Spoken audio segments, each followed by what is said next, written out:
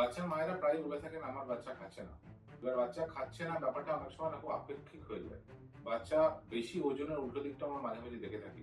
আচ্ছা, তথাগত আহ, আমাদের কাছে একজন পেশেন্ট এসেছিলেন, বাবা মা নিয়ে এসেছিল বাচ্চাকে, 12 বছর বয়স, 86 কেজি ওজন, 15 দিন ধরে বাঁ দিকে কোমরে ব্যথা হচ্ছে।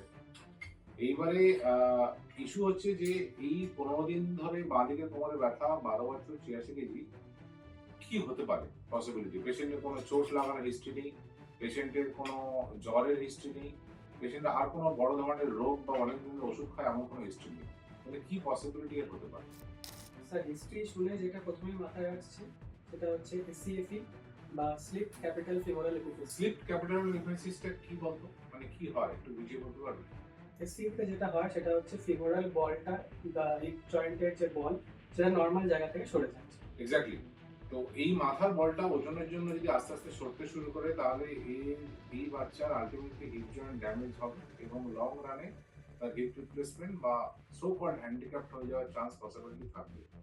তো এদের বেশিরভাগ ক্ষেত্রেই বা অলমোস্ট 100% ক্ষেত্রে সার্জারি জরুরি হয়। কখনো কখনো সার্জারিটা যদি বলটা অনেক বেশি সরে গিয়ে থাকে তাহলে সার্জারিটা অনেক বড় হয়ে থাকে। তো আমাদের এই পেশেন্টকে আলটিমেটলি বড় সার্জারি করতে হয়েছিল, পরে স্ক্রু ফিক্সিং করা হয়।